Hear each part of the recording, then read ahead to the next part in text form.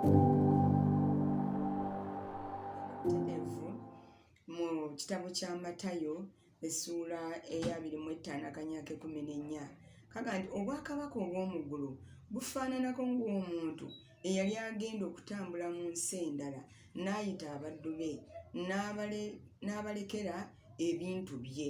N'awa omu ettalanta 5, omulala 2, omulala 1, buli muntu ng'obusobozi bwe bwali. N'agenda amangu ago oli eyaweebwa ettalanta 5 n'agenda n'azisuubuzisa n'aviisaamu ettalanta 5 endala. Bw'atyo n'oli eyaweebwa ettalanta 2 n'aviisaamu 2 endala. Naye oli eyaweebwa 1 n'agenda n'asima ekinnya mu ttaka n'akwekamu effeeza ya mukama we. Awo nga wayiseewo ebbanga ggwanvu, mukama w'abaddu abo n'akomawo n'abala nabo omuwendo. Omuddu n'aweebwa ettalanta 5. Omuddu eyaweebwa ettalanta 5 n'ajja n'aleeta ettalanta 5 endala n'agamba nti mukama wange wandekera ettalanta 5, laba naviisaamu ettalanta 5 endala. Mukama we n'agamba nti weebale, oli muddu mulungi mwesigwa, wali mwesigwa mu bitono, ndikusigira ebingi, yingira mu ssanyu lya mukama wo. N'oli eyaweebwa ettalanta 2 n'ajja n'agamba nti mukama wange wandekera ettalanta 2, laba naviisaamu ettalanta endala 2. Mukama we n'addamu n'amugamba nti weebale, oli muddu mulungi mwesigwa, wali mwesigwa mu bitono, ndikusigira ebingi, yingira mu ssanyu lya mukama wo. N'oli eyaweebwa ettalanta 1 n'ajja n'agamba nti mukama wange nakumanya ng'oli muddu mukakanyavu, ng'okungula gy'otaasigira, ng'okuŋŋaanyiza gy'otaayiiyira. N'entya ne ŋŋenda ne nkweka mu ttaka ettalanta yo, laba eyiyo yiino. Naye mukama we n'addamu n'amugamba nti oli muddu mubi mugayaavu, wamanya nga nkungulira gye saasigira, nkuŋŋaanyiza gye saayiiyira. Kale tekyakugwanira kuggyiwa basuubuzi effeeza yange, nange bwe nandize nandiweereddwa eyange n'amagoba gaamu. Kale mumuggyeeko ettalanta mugiwe oli alina ettalanta 10. Yesu yeebazibwe. Kibadde kiwanvuko naye nga kirina ekyokuyiga kinene. Bayibuli egamba nti obwakabaka obw'omu ggulu bufaananyizibwa ng'omuntu eyali agenda okutambula mu nsi endala. Ng'agenda mu nsi endala naye ebintu bye n'abirekera abaddu be. N'agamba omu n'amulekera ttalanta 5, omulala n'amulekera 2, omulala n'amulekera ttalanta 1. Olugero luno Yesu yalugerera ku ffe. Bwe yajja mu nsi yabuulira enjiri ey'obwakabaka era n'atulekera amaanyi ge gasigale nga gakolera ku bulamu bwaffe. Era bwe yatondebwa mu nsi, ekisa ekyo eky'ekigambo kya Katonda kibeera mu ye. Munda mu gwe mubaamu ensigo. Ensigo eno nga erina okumeruka, erina okuyamba abalala. Ensigo ey'obwakatonda eri munda mu gwe erina okuyamba muliraanwa wo, erina okuyamba akuli okumpi n'akuli ewala. Bayibuli egamba nti Yesu olugero luno bwe yalugera yagamba nti eyaweebwa ensigo 5 yagikozesa bulungi n'aviisaamu endala 5. Neyaweebwa 2 naye yagikozesa bulungi. Naye yaweebwa 1 ate yagikwata n'agiteeka mu ttaka n'agiziika n'agamba owange sirina gakolera oli omukambwe atagenda nakumpa mpeera, n'alyoka agitereka talina kye yagikozesa. Mukwano gwange, olwaliro nzize kugabanako naawe, ogwa mu kiti ki? Oli mu abo abaaweebwa ettalanta ng'ogikozesa? Njogera naawe andaba era mpuliriza. Munda mu gwe mulimu ttalanta, mulimu ekirabo Katonda kye yakuwa, mulimu omugaso ogusobola okuyamba munno. Wagiziika oli ng'oli eyaweebwa 1 n'agamba mukama wange mukakanyavu, mukambwe, tasoboka, Katonda tasoboka, sirina gamuweereza, ebya Katonda bizibu.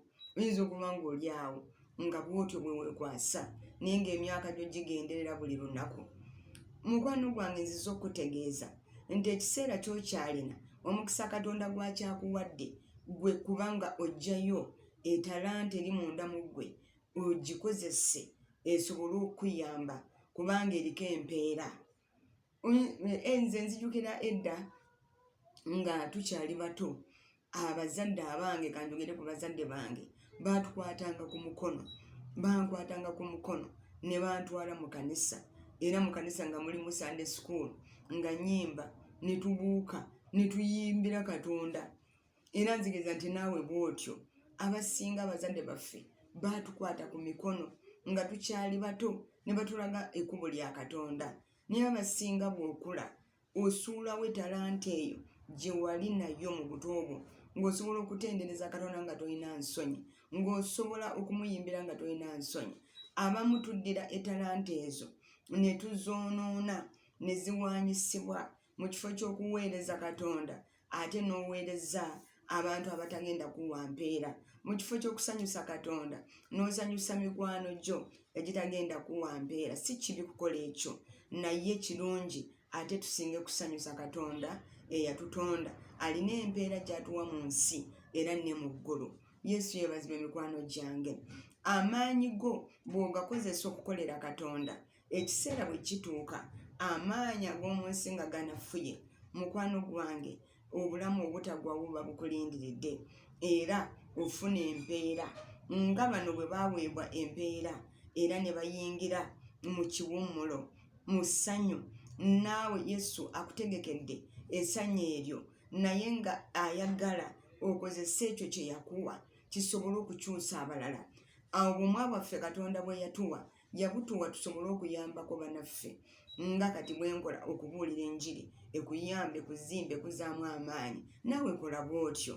Olina ekiri munda mu ggwe ekyo kye waziika, kyekiseera okijjeyo, kyekiseera okijjeyo kiziikuuleyo mukwano gwange ekirabo kyo kitandika okukola. Mu kifo ky'okwogera ebitagasa, mu kifo ky'okudda mu kubalaatirira, kozesa akamwako okwogera ku bulungi bwa Yesu ajja kusanyukira. Kikozesa akamwako okuzimba omulala alina omutima ogumenyese. Mukwano gwange ssente abamu tuzikozesa bubi mu kifo ky'okuzikozesa obubi mu masanyu gokka ne mu bintu ebitaliiko mpeera. Osobola okuzikwata n'ozimba omubiri gwa Kristo, n'oyamba ekkanisa ya Yesu, n'oyamba omwavu akuliraanye, n'oliisa omunaku oyo akuli ku lusegere. Emmere gy'ogula n'etuuka n'okwonooneka naye ng'omuliraanwa awo talina kyakulya. Mukwano gwange oba ng'oliyaddira talanta gye baamuwa omukisa gw'oweereddwa ate gwe n'otagukozesa. N'olwekyo mukwano gwange nziza okujjukiza nti munda mu gwe mulimu eky'omuwendo omungi ky'olina okukozesa. Era buli muntu yenna ku nsi nze ngenda n'entunula abantu oluusi nga bawa speech ku mikolo, omuntu ng'olabira ddala yandibadde abuulira bulungi enjiri, omuntu n'omutunuulira amaanyi g'alina ng'agakozesa ebitaliimu nnyo bitaliiko mpeera nga yandibadde agakozesa okuweereza oyo yamutonda. Bw'okimanyi nti mu nsi muno byonna bye tulina, byonna bye tufuna, bye tukolerera, empeera gye tufuna tetulinnya nayo nga tugenda mu ggulu. N'olwekyo njagala era nsaba Katonda naawe nkusabira nti ozuukuse talanta yo eyo gye wakweka mu ttaka. Mukama wo tajja kusanyuka ku lunaku olw'enkomerero. Yesu tagenda kusanyukira ng'alaba wali musajja eyandisobodde okubuulira enjiri naye nga talanta wagiziika mu ttaka, ng'oli mukyala eyali asobola okwegayirira ekkanisa, ng'osobola okusabira eggwanga, osobola okusabira abantu bo naye nga wakivaako, ng'oli muntu eyali asobola okuweereza n'oweereza mu maanyi, n'oyimba ennyimba ezikoma ku bantu, ezikoma ku mitima gy'abantu nga za Katonda, naye ng'ate ku mulundi guno ennyimba z'oyimba nga tezizimba bantu wabula zireeta buleesi, okuweebuuka ne Katonda okuba ng'akunyiigira. N'olwekyo mukwano gwange buli muntu tandika okwezologa nti naye bannange oba kiki ekiri mu nze ekisobola okusanyusa Katonda. Kubanga nina wentera okulabira naddala ku bannaffe bano abamu batusinga. Omwana bw'akula bw'aba nga musambi wa mupiira munnange bakuza ekitone ekyo genda okulanga afuuse w'amaanyi.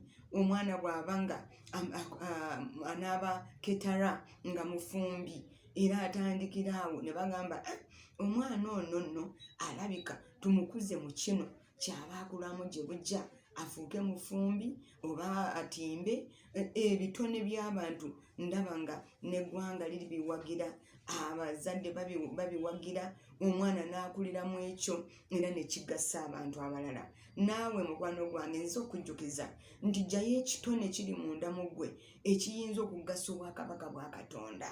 Gassa obwakabaka kubanga kye kigenda okuweesa empeera. Gweokimanyi nti ku lunaku luli nga omaze okuva mu bulamu bw'ensi ogenda kuyimirira mu maaso ga Katonda wo eyakuteekamu ekitone ekyo naye nga wakiziika buziisi, ogenda kwogera ng'ono omusajja we yagamba nti nze nakumanya ng'oli musajja mukakanyavu era osigira gy'otakungula bw'otyo bw'ogenda okuwoza.